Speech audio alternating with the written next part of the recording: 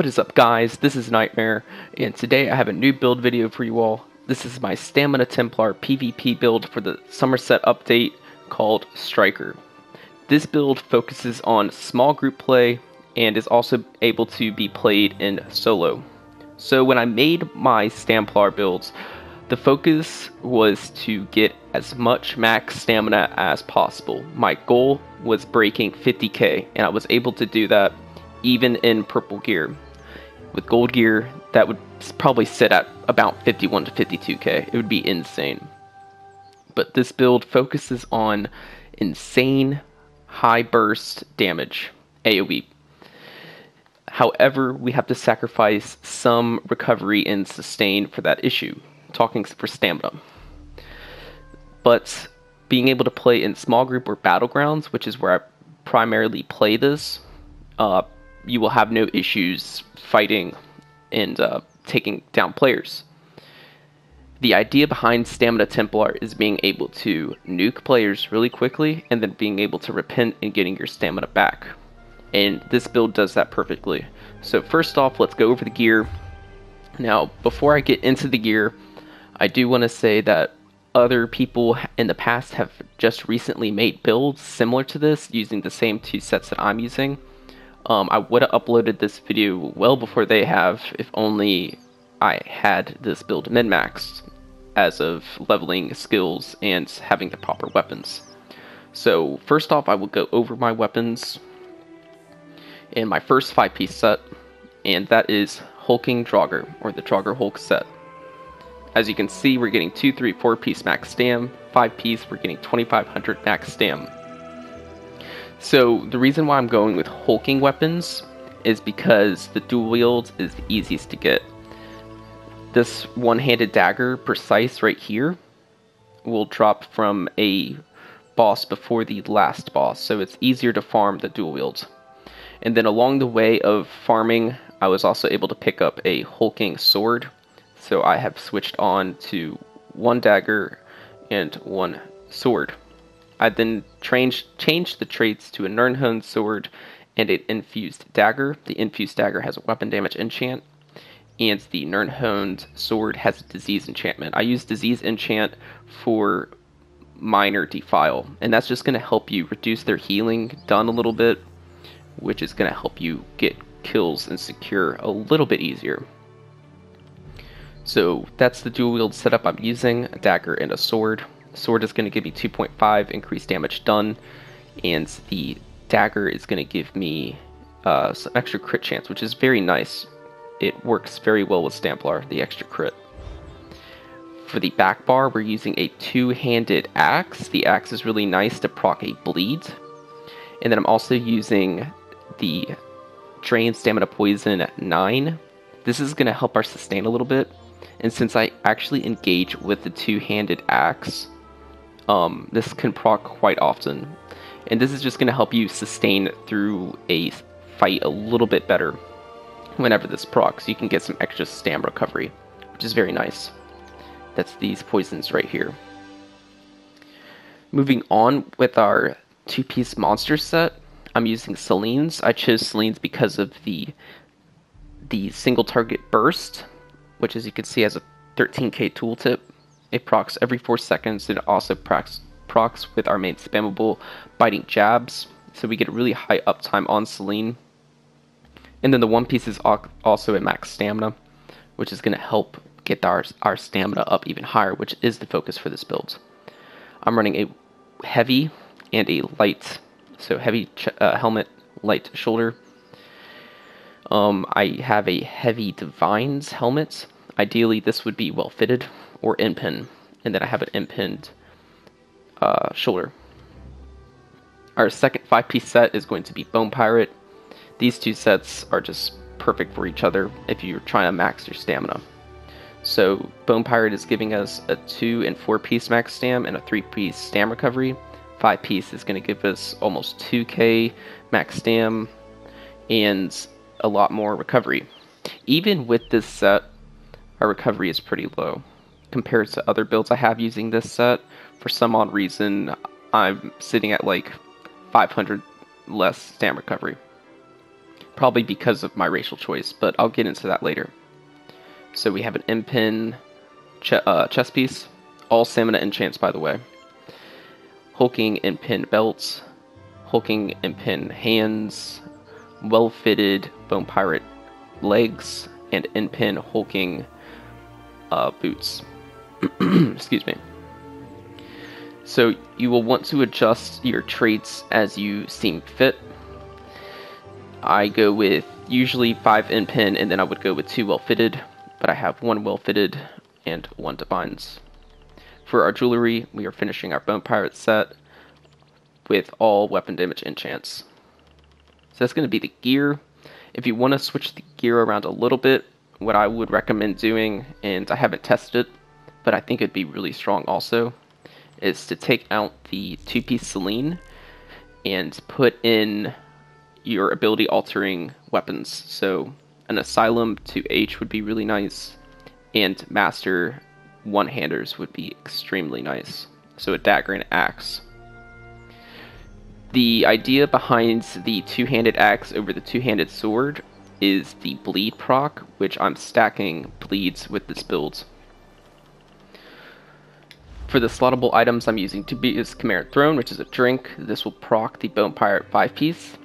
And then my potions are immovability pots, which are going to give me immune to knockback, weapon crit, and restore stamina. Very nice. So that's the gear. Next up, we'll go over my abilities. Alright, checking out the skills here. First off, we're going to start with the dual wields. As always, we're going to be using Rending Slash. This is a very strong dot to be using with the dual wield build. It also applies a slow for 40%. And check out that bleed damage over 9 seconds, 14k unbuffed. If we buff up with Rally real quick, we're at almost 15k tooltip for the bleed on Rending Slash. Next up, our main CC ability is going to be Binding Javelin. This is a knockback, and it's also ranged, which is extremely nice since we're limited to range with this build. We have no bow, so the Binding Javelin definitely helps with that. Our main spammable is Biting Jabs. This is an AoE conal ability that hits 4 times. On the 4th hit, it will slow, and then it'll also give you Major Savagery for 8 seconds. This is going to increase our crit chance by quite a bit, and just allow us to do a crap ton of damage. The bread and butter of Templar is Power of the Light. So Power of the Light, if you play Templar, you know that this ability secures 90% of your kills. What you're going to do is apply this after your 2 dots are set, and then your biting jabs. It's just going to stack tons of damage on top of them. We have a 30k tooltip with this because we have that 50k stamina. However, you will never see a 30k burst in PvP. I was doing some dungeons and I saw it at 26,000 at one point. If you were in a raid, it would be definitely hitting for 30k, but this is not a PvE build, this is for PvP. We're also getting the Minor Fracture and Minor Breach for the 1300 physical and spell resistance debuff, which is very nice.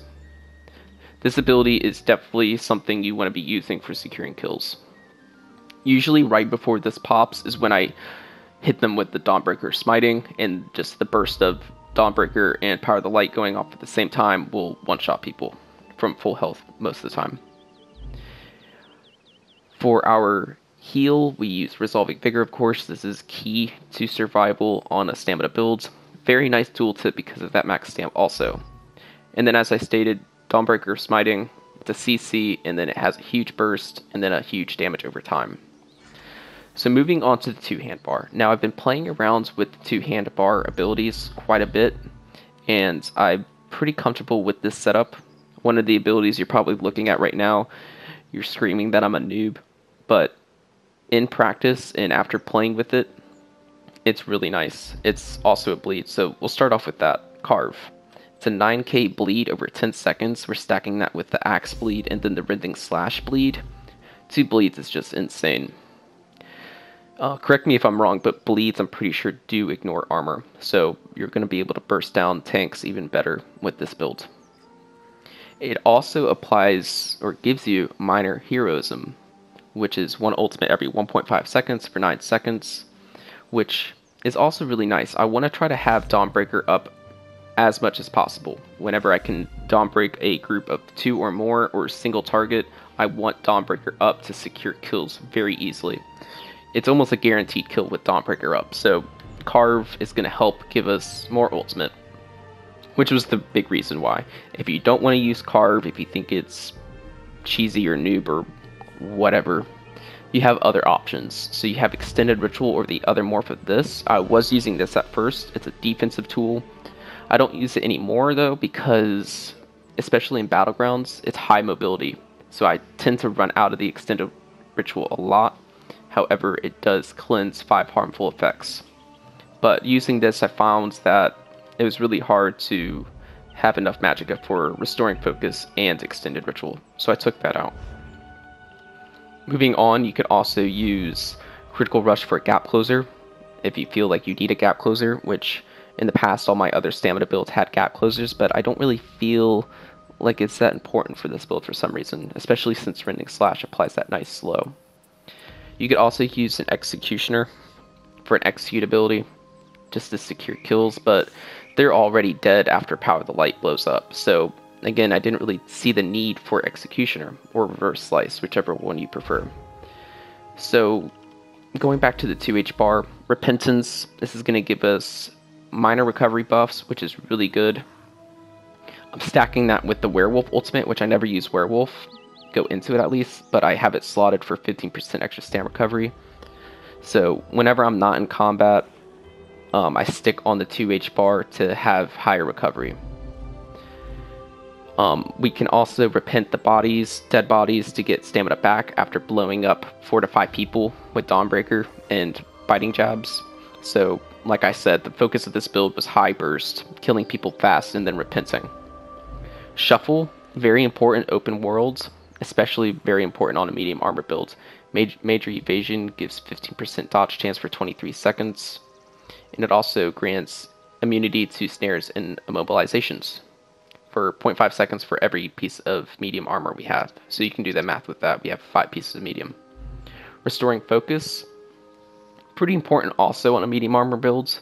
It's going to help us get tanky with 5300 physical and spell resistance. We also get minor vitality for healing received by 8%, and minor protection for 8% reduced damage taken. And this is getting buffed for the next Werewolf patch, which is going to be really nice. I'm looking forward to that. Already went over Carve and the reasons why I'm using it. And then Rally is also a very important ability you need on a stamina build. If you don't use Rally, use Momentum. But I'm just really used to Rally still, so that's why I use that. We get weapon damage 20%, and then Rally is going to give us the burst heal, which is my preference. It's what I'm used to. So that's why I haven't switched to forward momentum. I use Rally.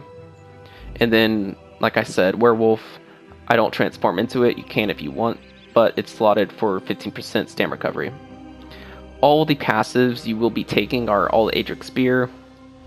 The ones we really want to look at are Piercing Spear, 10% crit damage, very nice, and then 10% damage to tanks, or blocking targets I should say. Tanks tend to block quite a bit if they're using sword and board. And then increases the amount of damage you block with melee attacks. It's okay, it makes you a little bit tankier. We don't block a lot, we tend to dodge a little more. Burning Light helps with burst. Balanced Warrior gives us weapon damage. Dawn's Wrath, I don't take Enduring Raise, but you take the other ones, and then Restoring Light, you're taking all of those. Two-handed passives, all of these, and dual passives, all of these. Take a look at Twin Blade and Blunts. This is the 2.5 weapon damage, increased damage done with the sword, and then we're getting about 5% crit with the dagger. So you can see right here. It's my reasoning for using that. Medium armor passives, you want all of these. Heavy armor passives, your main focus is Juggernaut to get 2% more max health. If you have more skill points, Resolve and Constitution, and then light armor, recovery, and these 3 right here. Werewolf if you want it. Fighter's Guild, Slayer, Banish the Wicked. Undaunted, you need Undaunted level 9 to get your 6% extra stats. Very important, that's why we run 511. Assault passives. And then for my racial choice, I am an Imperial. Ideally, Red Guard would probably be better, but I would lose out on 12% max health, which in Battlegrounds, I think I have about 19k health. If you were to go Red Guard, you'd be pretty low on max health, so that's why I'm sticking with Imperial. So, like I said, 12% max health, 10% max stam, and then we also get healing done with melee attacks. This procs quite often with biting jabs. And then if you have medicinal use, take it. I just haven't leveled it with my Templar. So that goes over all my skills and passives that you want with this build. Next up, we'll go over CP. Okay, so to go over my champion point system, we'll start off with the blue tree. I have 75 points into Mighty, 15 Piercing, 51 Precise Strikes, and 72 Thaumaturge. Now I put a lot of points into Thaumaturge because we're stacking lots of dots with this build. Even our main spammable is not considered a direct damage ability. It is a dot, and I have tested it just now. I took out points out of Mighty, checked to see what the tooltip was on biting jabs, saw it was 3615. I put 75 points into Master at Arms, and the damage did not go up. So Master at Arms has 0 with this build, which is very different compared to my other builds. Usually I have 51 points into this. Next up we have 37 into Blessed for 9% increased healing done. So for the champion point passives, the ones that are really good is Perfect Strike for 12% increased weapon critical. Moving on, we'll go red next. I have 51 Ironclad and 36 Resistant. 43, 43, and 40 for Hardy Elemental Defender and Thick Skinned. 37 Quick Recovery for increased healing received. For the green, we have 51 points in a Warlord. Very nice for medium armor, being able to break free for a lot cheaper. 27 Siphoner. And 9 Sprinter. 75 Mooncalf and 37 Tenacity. Since we do run quite a bit lower recovery with this build, heavy attacking is very important. So that's why I have quite a few points in Tenacity. The dual wield heavy attack animation is super subtle and hard to see most of the time, so tend to heavy attack more with dual wield compared to the 2H. So that's how you get a lot of stamina back with this build. Kind of playing it more like a heavy armor build, I guess. And 51 into Tumbling for roll dodge reduced cost. We do dodge roll quite a bit. So that's the CP. Let me go over passives for this real quick. I think it's in red tree. We have Unchained passive, very important. Whenever you break free, you pretty much get a free stamina cast. And that is usually when I reapply my shuffle buff. I don't really focus on getting any of these too much. Not really important. But yeah, that's going to be my CP. Alright, so finishing off the builds, I have 64 of my attribute points, all of them into stamina, getting that max stamina up as high as possible. Dubious Command and Throne buff, like I said, and I'm also using the Tower. Tower is very important for 2k extra stam, max stam. Like I said, the goal was 50k stamina. I will post the screenshot of my stat sheet again right now. And that is going to pretty much cover the build, guys. So I hope you all enjoyed it. If you did like the build, please like it, leave a like. If you want to see more builds from me, make sure you subscribe. I have quite a few builds on my channel, and I'm going through with updating a couple more, and I will be releasing a couple more builds. If you like gameplay also, I do upload gameplay quite often whenever I get the chance. So make sure you guys subscribe, it really helps me out a lot. And I'll look forward to seeing you all next time in my next build.